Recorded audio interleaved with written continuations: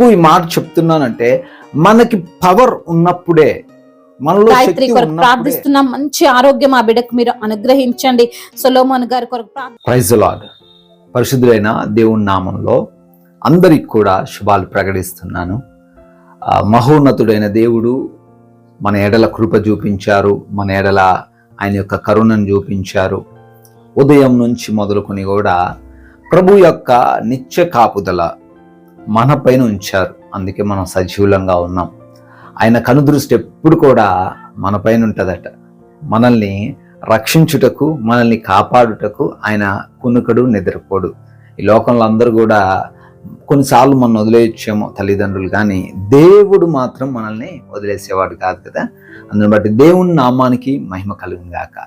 ఈరోజు రాత్రికాలం దేవుడు మనకు అనుగ్రహించిన వాక్య ధ్యానాన్ని మనం చూస్తే, న్యాయాధిపతుల గ్రంథం 16వ అధ్యాయం 20వ వచనం, జడ్జెస్ చాప్టర్ 16 వర్స్ 20. అయితే యెహోవా తనను ఎడబాసెనని అతనికి తెలియలేదు. But he did not know that the lord had left him. ప్రియమైన సహోదరి సహోదరులారా, ఈ మాటలు మనం చూసినప్పుడు మనందరికి తెలిసి ఎవరి గురించి చెప్పబడ్డాయి అంటే సంసోన్ గురించి. సంసోను అనే పేరు వినగానే మనకి ఒక రూపం గుర్తొస్తుంది. ఏంటి? బలమైన వ్యక్తి, బలవంతుడు, శక్తివంతుడు.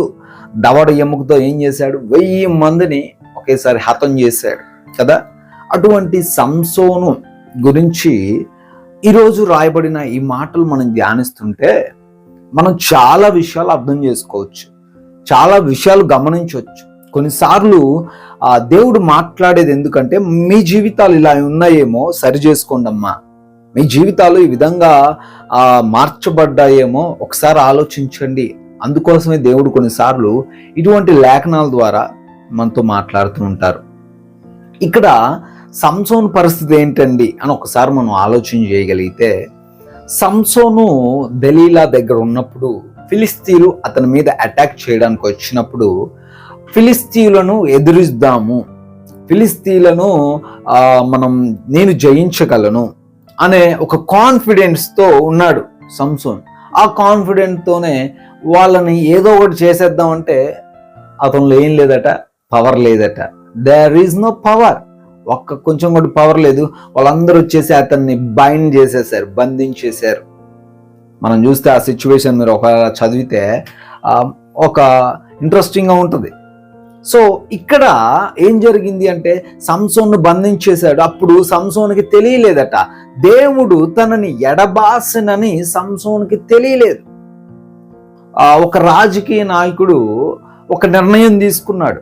ఏమని అంటే, రేపటి నుంచి నాకు అనుగుణంగా ఈ యొక్క ప్రాంతం అంతా కూడా మారబోతుంది అని. అయితే మరుసటి రోజే తెల్లారు వెళ్ళాడు. తన యొక్క ఆర్డర్స్ని ఎవరు కూడా పట్టించుకోవట్లేదు, తన యొక్క మాటను ఎవరు కూడా పట్టించుకోవట్లేదు. తనతో పాటు ఉన్న బాడీ గార్డ్స్ కూడా తనకి హెల్ప్ఫుల్గా లేరు, వాళ్ళు కూడా రాలేదు. తన వెనక వచ్చే ఆ కాన్వాయ్స్ కూడా అయ్యేవి కూడా రావట్లేదు. అతనికి ఏం అర్థం కాలేదు. చూస్తే తనకు ఎవరో ఫోన్ చేసి చెప్పారంట, సార్ మీ యొక్క పదవి పోయింది, నిన్న రాత్రే మీ పదవి తీసేస్తున్నట్లుగా పైనుంచి నోటీస్ వచ్చింది అని. ఎందుకు ఈ మాట చెప్తున్నానంటే, మనకి పవర్ ఉన్నప్పుడే, మనలో శక్తి ఉన్నప్పుడే, మనకి అధికారం ఉన్నప్పుడే మన మాట ఏమవుతుంది? చెల్లుతుంది కదా. మనలో బలం ఉన్నప్పుడే మనం ఏం చేస్తాం? బలమైనవి లేపగలం కదా. మన దగ్గర జ్ఞానం ఉన్నప్పుడే మనం ఏదైనాను అర్థం చేసుకోగలం కదా. అదేవిధంగా సంసోను కూడా అంతకు ముందు వరకు he is a very powerful person. కానీ దేవుడు ఎడబాయగానే ఏమైందట? తన పవర్ పోయింది. ఈరోజు దేవుడు మనతో ఉన్నప్పుడేనండి మనలో పవర్ అయినా, అధికారమైనా, ధనమైనా, శాంతి సమాధానాలైనా, ఉద్యోగమైనా, వాట్ ఎవర్ ఇట్ ఈస్, ఏదైనా దేవుడు మనతో ఉన్నప్పుడే అవి ఉంటాయి. దేవుడు ఒక్కసారి వదిలేశారు అనుకోండి, మనం ఏం చేయలేం, నిస్సహాయులం, అసమర్థులం. ఒకసారి ఇమాజిన్ చేసుకోండి, ఆ సంసోన్ని బంధించారు. బంధించి ఏం చేశారు? అతన్ని ఆ 2 కళ్ళు ఊడబీకేసి ఒక తిరగటి రాతి కట్టి తిప్పుతున్నారు. ఒక ఆవునో ఎద్దునో కట్టి తిప్పుతూ ఉంటారు మనం చూస్తే గ్రామాలలో. ఆ విధంగా సంసోన్ని కూడా అటు ఇటు తిప్పుతూ ఉన్నారు.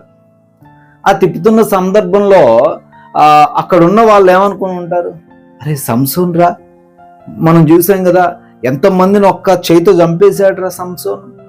ఆ సంసోన్కి ఎంత బలం ఉండేది, ఇనప సంఖ్యలు కూడా బంధించలేవు సంసోన్ని. ఈరోజు చూసారా సంసోన్ ఎలా అయిపోయాడు. ఈరోజు చూసావా ఆ సంసోన్ ఈ సంసోనేనా అని కొంతమంది నవ్వే వాళ్ళు ఉంటారు, కొంతమంది జాలిపడే వాళ్ళు ఉంటారు, కొంతమంది బాధపడే వాళ్ళు ఉంటారు. ఈరోజు కూడా ఒకవేళ నీ స్థితి కూడా అలానే ఉందేమో సహోదరి సహోదరుడా, దేవుడు మాట్లాడుతూ ఉన్నారు నీతోనే. నీ స్థితి కూడా అలానే ఉందేమో. ఇంతకుముందు మంచి స్థితిలో, మంచి ఆర్థికంగా ఆత్మీయంగా కూడా బాగున్నావు, ఉద్యోగంలో కూడా మంచిగా స్థితిలో ఉన్నావు, కుటుంబం ఈదిరా కుటుంబం అంటే అన్నట్లు నీ కుటుంబం కూడా ఉంది, నీ బిడ్డలు కూడా ఇలానే ఉండాలి అని తోటి వాళ్ళు కూడా చూసి నేర్చుకునే విధంగా నీ కుటుంబం కూడా బహుశా ఉన్నదేమో. కానీ ఈ రోజున అది ఏది లేదు. ఈ రోజున ఆత్మీయత లేదు, ఈ రోజున ఆ ఆరోగ్యం లేదు, ఆ ధనం లేదు, ఆ అధికారం లేదు. ఎందుకండి ఇవన్నీ నా నుంచి వెళ్ళిపోయాయి అని అనుకుంటున్నావేమో. ఈ చుట్టుపక్కల వాళ్ళు కూడా సంసోన్ని చూసి అనుకున్నట్లే, చూసావా ఆమె ఎలా అయిపోయింది, ఇంతకుముందు ఆమె పరిస్థితి వేరు, మంచి అధికారం ఉంది అని కొంతమంది నవ్వుకుంటున్నారేమో, కొంతమంది జాలి పడుతున్నారేమో నిన్ను చూసి, కొంతమంది ఇలానే కావాలి బాగా అయింది కదా అని అంటున్నారేమో. ఎందుకు? దీనికి కారణం అంటే దేవుడు సెలవిస్తున్నాడు, ఆయన నీతో లేడేమో అమ్మా, ఆయన నీ ప్రక్కన లేడేమో. దానికి కారణం నువ్వే. అక్కడ సంసోనే పాపం చేశాడు కనుక దేవుడు ఏమయ్యాడట, వదిలేసి వెళ్ళిపోయాడు. పాపం చేయడం వల్ల, దేవునికి వ్యతిరేకమైన కార్యాలు చేయడం వల్ల, దేవునికి విరోధంగా జీవించడం వల్ల దేవునికి నష్టం కాదండి, దేవుడికి ఏం లాస్ అవ్వదండి. దేవుడు మనల్ని కూడా ఏం శిక్షించడండి. ఆయన వదిలేసి వెళ్ళిపోతే చాలు మన జీవితం మతాష అయిపోద్ది ఒక్క దెబ్బకి. ఆయన ఏం చేయాల్సిన అవసరం లేదు. నువ్వు పాపంలో జీవిస్తున్నావు కదా నిన్ను శిక్షిస్తున్నా అని అనలే. జస్ట్ ఆయన వదిలేసి వెళ్ళిపోతే చాలు మన జీవితం జీరో అయిపోతుంది. గమనించండి, ఒకవేళ నీ స్థితి సంసోను వల్లే ఉన్నదేమో, నిన్ను చూసి అనేకులు జాలి పడుతున్నారేమో, నిన్ను చూసి అనేకులు నవ్వుతున్నారేమో ఈరోజు. దానికి కారణం ఎవరో కాదు, ఎవరినో కూడా మనం నిందించాల్సిన అవసరం లేదు. మనమే దానికి కారణం. మనం చేసిన పాపము, మనం చేసిన మిస్టేక్స్, అతిక్రమణ, అదే మనకి కారణం. ఒకసారి వాటిని పరీక్షించుకొని, వాటిని గమనించుకొని మరలా పూర్వపు స్థితికి వద్దాం. మనం చూసి నవ్విన వాళ్ళు, మనం చూసి హేళన చేసిన వాళ్ళే దేవుని నామాన్ని బట్టి, దేవుడు మన దగ్గర ఉంటే మనం ఇంకా మరలా ఘనత పడతాం గనుక, మనం ఇంకా ఉన్నత స్థాయిలో ఉంటాం గనుక, దేవుని నామాన్ని బట్టి మన జీవితంలో గొప్ప కార్యాలు జరుగుతాయి గనుక, మనం మన మిస్టేక్స్ని ఫైండ్ అవుట్ చేసుకొని దేవుని వైపు చూస్తూ నడుద్దాం.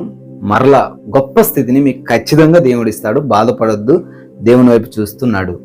ఈ మాటలు దేవుడు దీవించును గాక. మీ అందరి కోసం కూడా మేము ప్రార్థన చేయడానికి ఇష్టపడుతున్నాం. మీ యొక్క ప్రతి ప్రార్థన రిక్వెస్ట్ను చూస్తున్నాం, దాని గురించి ప్రార్థన చేస్తున్నాం. ఇప్పుడు కూడా కొంతమందిని గురించి ప్రార్థన చేయబోతున్నాం. అందరూ కూడా ప్రార్థనలో ఏకీభవించండి. ఇంతవరకు కూడా మనము వాక్యాన్ని విన్నాం కదా. దేవుని యొక్క సహాయము లేకపోతే మనము నిస్సహాయులుగా ఉంటాం. దేవుని యొక్క సహాయము, ఆయన కృప, ఆయన సన్నిధి మనకు తోడుగా ఉంటే మనము బలవంతులుగా ఉంటామని మరి ఇంతవరకు కూడా మనం విన్నాం కదండి. మరి విన్నటువంటి వాక్యము మన హృదయములో ఫలింపచేయులాగున సమయంలో అందరి నిమిత్తము ప్రార్థించడం జరుగుతుంది. ప్రతి ఒక్కరు కూడా మరి తలలు వంచి కళ్ళు మూసుకొని మరి ప్రార్థనలో ఏకీభవించగలరని దేవుని పేరిట మనవి చేసుకుంటున్నాం. చిన్న ప్రార్థన. పరిశుద్ధుడా, ప్రేమ కలిగిన తండ్రి, కృప కలిగిన దేవా, దయాళుడా, యథార్థవంతుడా, న్యాయవంతుడా, మీ యొక్క ఘనమైన, శ్రేష్టమైన, ప్రశస్తమైన, ఉన్నతమైన, బహు పూజింపదగిన నామంలో మీ యొక్క స్తోత్రాలు చెల్లిస్తున్నాం తండ్రి. గొప్ప దేవుడవు, సర్వశక్తిమంతుడు అయ్యా, మీకు వందనాలు, స్తోత్రాలయ్యా. ఈ రోజున నా తండ్రి బిడ్డలకున్న ప్రతి ఒక్క అవసరత నిమిత్తము, వారి అక్కర్ల నిమిత్తము మీ పాద సన్నిధిన చేరి ప్రార్థిస్తుండగా మా ప్రార్థనలు ఆలకించి వాడవు, మా మొర్రలకు చెవియొగ్గే దేవుడవు ప్రభా, సమాధానకర్తవు ప్రభా, మీకు వందనాలయ్యా. మరి తండ్రి సంసోనికి మీరు తోడై ఉన్నప్పుడు తాను ఏ విధంగా బలాన్ని పొందుకున్నాడో అయ్యా, మీరు తనని ఎడబాసినప్పుడు ఎటువంటి మరి తండ్రి బలహీనుడిగా తానున్నాడో అయా వాక్యము ద్వారా సూటిగా తేటగా మాతో మాట్లాడారు ప్రభు. అయా మీరు మాతో ఉంటేనే తండ్రి మాకు బలం, మీరు మాతో ఉంటేనే మాకు జ్ఞానము, మీ యొక్క కృప లేనిదే మేము జీవించలేం తండ్రి. ఈ సమయంలో బిడ్డలకున్న అవసరతల నిమిత్తము మొరపెడుతుండగా తండ్రి మీరే సహాయము దయచేయమని బ్రతిమిలాడుకుంటున్నాం తండ్రి. గణేష్ గారి కొరకు ప్రార్థిస్తున్నాం తండ్రి. వారికి ఉన్నటువంటి ఆ యొక్క కాలు నొప్పి నుండి యేసు నామములో స్వస్థతను దయచేయండి. మీరే ఆ బిడ్డకు స్వస్థతను అనుగ్రహించమని బ్రతిమిలాడుకుంటున్నాం. సంపూర్ణ ఆరోగ్యమును స్వస్థతను వారికి మీరు అనుగ్రహించమని బ్రతిమిలాడుకుంటున్నాం. అదే విధంగా భవానీ కొరకు ప్రార్థిస్తున్నాం తండ్రి. అయా వారి యొక్క బ్రదర్ జాబు నిమిత్తము, మరి వారి బ్రదర్ గుడ్ హెల్త్ కొరకు, మంచి ఆరోగ్యము కొరకు ప్రార్థిస్తుండగా కృప చూపించండి. మీ యొక్క సహాయము వారికి వారి కుటుంబానికి దయచేయమని బ్రతిమిలాడుకుంటున్నాం తండ్రి. బిడ్డ చైతన్య కొరకు ప్రార్థిస్తున్నాము. ఆ బిడ్డను మీరు జ్ఞాపకం చేసుకోండి. ఆ బిడ్డకు ఉన్నటువంటి ఎటువంటి సమస్యలున్నా ఆ సమస్యలను గద్దించండి. మారు మనసును, రక్షణను వారికి అనుగ్రహించమని బ్రతిమిలాడుకుంటున్నాం. అదే విధంగా బ్యూలా కొరకు ప్రార్థిస్తున్నాం తండ్రి. ఆ స్కిన్ ఇన్ఫెక్షన్ నుండి యేసు నామములో విడుదల దయచేయండి. మీరే బిడ్డకు స్వస్థతను అనుగ్రహించి మీ సన్నిధిలో సాక్షిగా వారిని నిలవబెట్టుకోమని బ్రతిమిలాడుకుంటున్నాం. అదే విధంగా చందన గారి కొరకు ప్రార్థిస్తున్నాం. ఆ బిడ్డ మరి తండ్రి చేస్తున్నటువంటి జాబు ప్రయత్నాన్ని మీరు సఫలము చేయండి ప్రభువా. అవును తండ్రి, అయా బిడ్డకు మీరు తోడుగా ఉండండి. మీరే సహాయం అనుగ్రహించండి. మీ యొక్క జ్ఞానము చేత ఆ బిడ్డను నింపి ఆ కుటుంబం అంతా మీ సన్నిధిలో సాక్షులుగా నిలవబడ్డానికి కృపను అనుగ్రహించమని బ్రతిమిలాడుకుంటున్నాం. అదే విధంగా ప్రవళిక కొరకు ప్రార్థిస్తున్నాం. వారి యొక్క తండ్రి అయ్యా బిడ్డ మ్యారేజ్ విషయంలో మీరు సహాయం చేయండి, కృప చూపించండి. వివాహం అన్ని విషయాల్లో ఘనమైనది అంటున్నారు ప్రభా. ఘనమైన కార్యాన్ని మీరే జరిగించమని బ్రతిమిలాడుకుంటున్నాం. రమాదేవి గారి కొరకు ప్రార్థిస్తున్నాం తండ్రి. అయ్యా వారి యొక్క ప్రయత్నాలన్నిటినీ సఫలము చేయండి. మరి వారు చేస్తున్న బిజినెస్ లో మీరు తోడుగా ఉండండి. అయ్యా మీ యొక్క జ్ఞానము చేత బిడ్డను నింపి నడిపించమని బ్రతిమిలాడుకుంటున్నాం. అదే విధంగా రేఖ గారి కొరకు ప్రార్థిస్తున్నాం తండ్రి. వారి యొక్క కాలు నొప్పిని యేసు నామములో కొట్టివేయండి నా ప్రభా. సంపూర్ణ ఆరోగ్యము, స్వస్థత, అయా మీ యొక్క ఆశీర్వాదము బిడ్డకు మీరు అనుగ్రహించండి. మీ సన్నిధిలో సాక్షిగా నిలవబెట్టండి ప్రభా. ఆనందమ్మ గారి కొరకు ప్రార్థిస్తున్నాం తండ్రి. వారిని తండ్రి మీ యొక్క కృప చేత జ్ఞాపకం చేసుకోండి ప్రభా. అప్పుల సమస్యలో నుండి, అప్పుల ఊబిలో నుండి ఆ బిడ్డకు విడుదలను అనుగ్రహించండి. మీ యొక్క సన్నిధిని వారికి తోడుగా ఉంచండి ప్రభా. చేస్తున్న పనులలో ఆశీర్వాదాన్ని దయచేయమని బ్రతిమిలాడుకుంటున్నాం. అదే విధంగా భాస్కర్ గారి కొరకు ప్రార్థిస్తుండగా కృప చూపించండి. మీ యొక్క సహాయము బిడ్డకు దయచండి. సంపూర్ణ ఆరోగ్యం వారికి మీరు అనుగ్రహించండి తండ్రి. గాయత్రి కొరకు ప్రార్థిస్తున్నాం. మంచి ఆరోగ్యం ఆ బిడ్డకు మీరు అనుగ్రహించండి. సొలోమోన్ గారి కొరకు ప్రార్థిస్తున్నాం తండ్రి. వారి జాబు విషయంలో మీరు సహాయము చేయండి ప్రభువా. మంచి జాబును వారికి మీరు అనుగ్రహించండి తండ్రి.